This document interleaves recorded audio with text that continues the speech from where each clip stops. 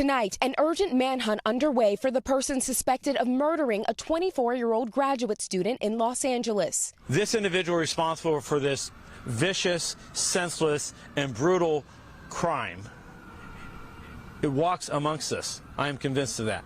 Overnight, the LAPD releasing surveillance video appearing to show the suspect, 31-year-old Sean Smith, at a nearby convenience store. Police say just 30 minutes after the deadly attack. UCLA student Brianna Coofer was working alone at a high-end furniture store last Thursday when police say Smith walked in and stabbed her in broad daylight. This appears to be a random act.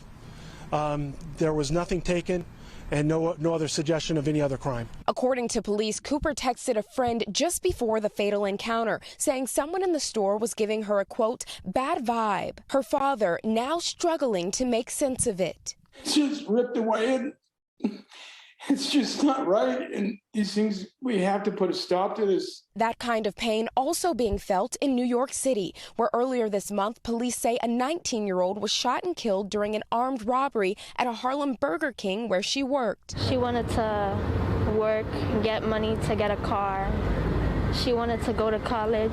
In 2020, the U.S. saw the biggest spike in murders since the FBI began tracking the data. While not as extreme last year, the disturbing trend has continued, with homicides in many major cities increasing again. In both New York City and Los Angeles, the murder rate up more than 50% since 2019. Just this weekend here in Times Square, a woman died after being pushed in front of an oncoming train, an attack that police say was without warning and unprovoked.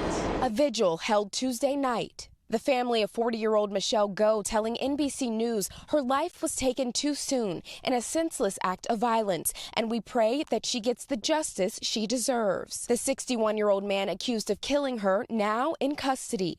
What'd you do? Did you push the woman on the tracks? Yeah, you got God. Yes, I did. Why? What'd you do? God. Why? The horrific death prompting New York City's mayor to promise action. We must deal with the real crime that's on underground, but we also must make people feel that they're safe underground as well. Everyday New Yorkers concerned but not surprised. How safe do you feel here? I feel safe. Although I have to say that these days on the subway platforms, I'm a little more observant than I used to be. I try to stay aware of my surroundings and, keep a watchful eye and stand behind the pillar and, ground myself. There's so many people here, anything could happen. Okay, Priscilla joins us now live from Manhattan. Priscilla, we can see that crowd gathering there behind you. We know police are still searching for the man accused of that heinous killing in L.A.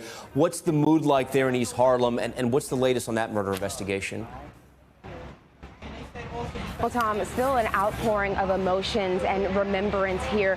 Much of the crowd behind me is actually the 19-year-old victim's family and friends just coming just a short while ago to lay more flowers and balloons for her. As for that investigation, 30-year-old Winston Glenn has been arrested and charged with murder and robbery in this case. He has not yet entered a plea, but the family says that it does offer some relief even amid so much grief here. Thanks for watching our YouTube channel. Follow today's top stories and breaking news by downloading the NBC News app.